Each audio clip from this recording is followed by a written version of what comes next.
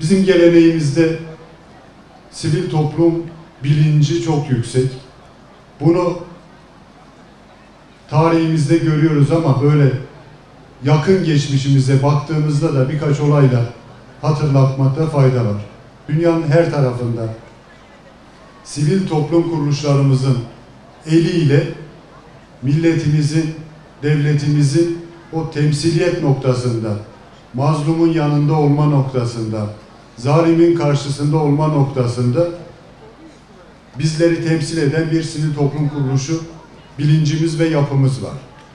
Ama sivil toplum kuruluşları sadece resmiyette kurulan, taberada olunan sivil toplum kuruluşları değil.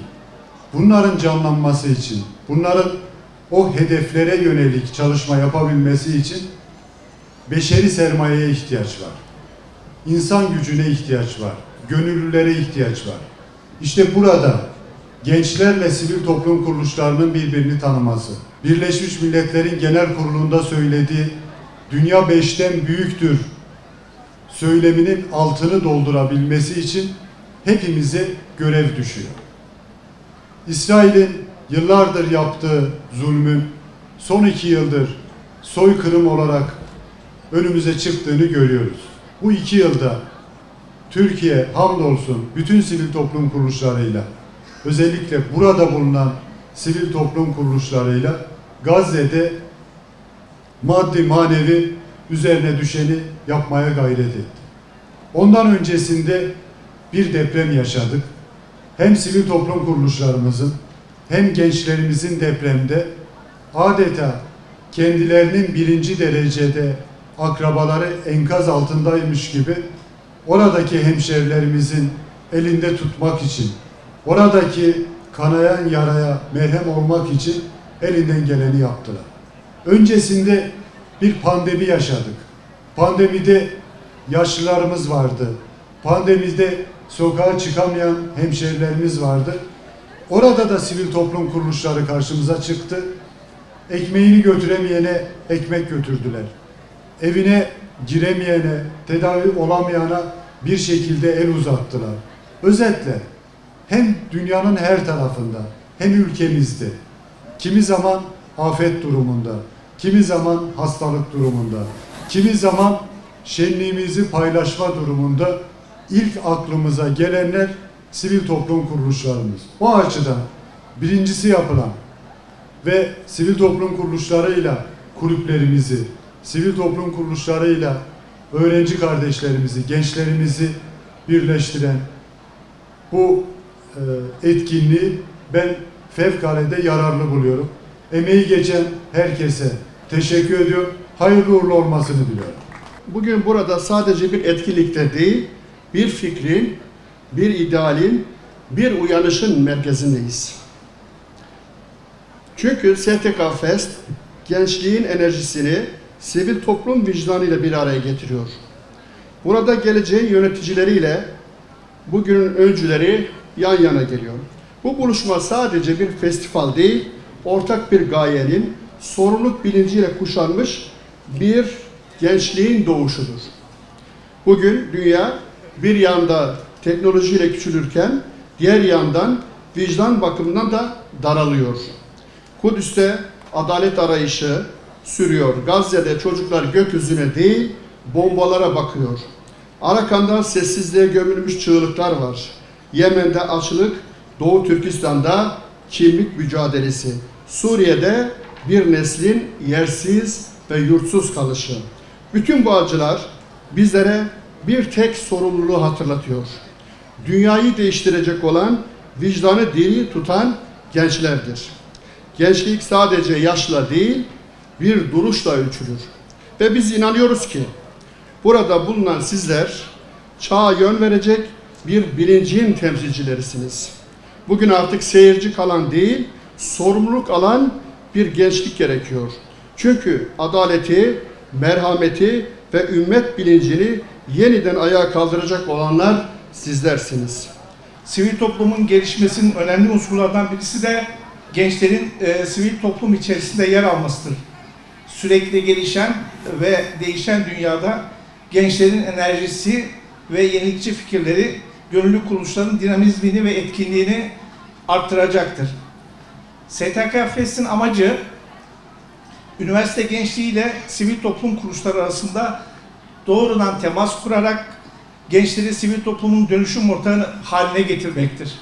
Üniversitelerin bir fonksiyonu da topluma hizmet diye kısaca isimlendirilebilecek bir fonksiyon. Bu anlamda özellikle biz üniversite olarak başta sivil toplum kuruluşları ve ilgili kamu kuruluşları, hatta özel kuruluşlar, eğitim ve benzeri alanlarla ilgili diğer kuruluşlar olmak üzere imkanlarımızı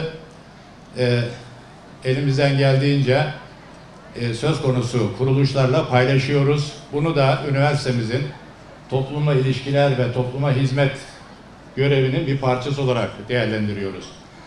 Sağlık, Kültür, Spor Daire Başkanlığı olarak her yıl öğrenci kulüplerimizin açılışı ile ilgili bir şenlik yapmaktayız. İnşallah bu yıl bu şenliğin 15.sini organize ediyoruz ama bu sene bir farkla STK'larımızla aramızda. Bu bizim için gerçekten çok önemli. Alanında hepsi çok önemli başarılara imza atmış. Çok büyük sivil toplum örgütlerimiz burada. Ve onlar burada kendi tecrübelerini paylaşacaklar. Öğrencilerimiz de kendi enerjileriyle burada bulunacaklar. Biz evet bir mekanı paylaşıyoruz ama sadece bir mekanı paylaşmıyoruz. Aynı zamanda buradan çıkacak bir güzellik, bir hayıra da vesile arıyoruz. Çünkü özellikle ben neslinin olduğu bir çağda, egoya bu kadar yatırım yapıldığı bir çağda biz olmanın yollarını arıyoruz. Dolayısıyla öğrencilerimize STK'ları asla peşini bırakmamalarını, onların tecrübelerini peşinden koşmalarını ve gerekli yardımları kendisinden talep etmelerini isteyeceğim. Bu nesilde, ben neslinin olduğu bir çağda hep birlikte biz olmanın burada sevincini, gururunu yaşayacağız.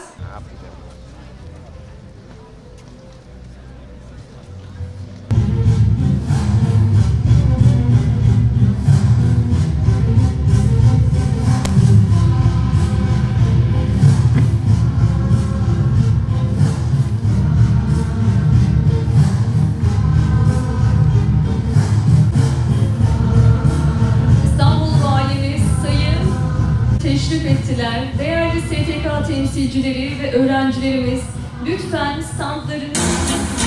Hep beraber sizleri kurdele kesimine davet ediyorum. Buyurun, hayırlı olsun.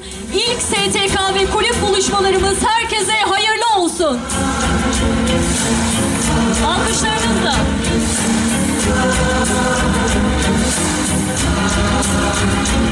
Protokol üyelerimiz ve sivil toplum kuruluşu...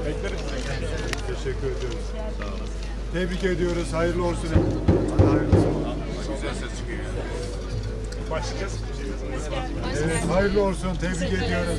İkramlarınızı almak ister misiniz? Nedir bu?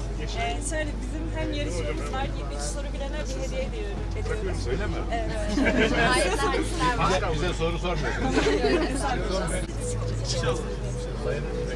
Hangi kurum? Evet, tebrik ediyoruz arkadaşlar. Arkadaşlar kolay gelsin. Tebrik ediyoruz. Teşekkür ediyoruz. Siz ne yapıyorsunuz?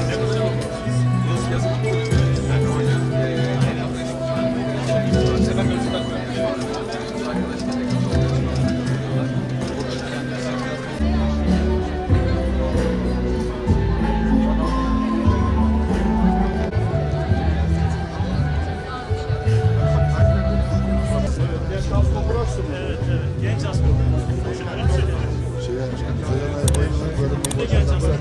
Müsait olursa selam.